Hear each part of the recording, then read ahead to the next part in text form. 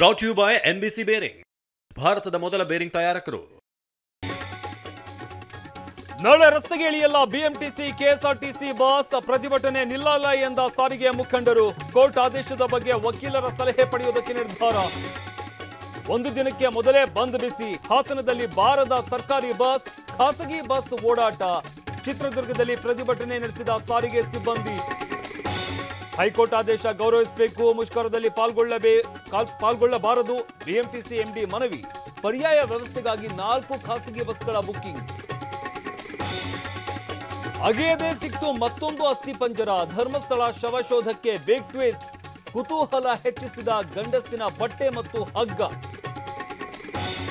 ಭಾರತಕ್ಕೆ ಮತ್ತೆ ಟ್ಯಾರಿಫ್ ಧಮಕಿ ಹಾಕಿದ ಟ್ರಂಪ್. ಗಣನೀಯವಾಗಿ ತೆರಿಗೆ ಹೆಚ್ಚಿಸುವುದಾಗಿ ಪೋಸ್ಟ್. ರಷ್ಯಾದಿಂದ ತೈಲ ಖರೀದಿಗೆ ಆಕ್ಷೇಪ.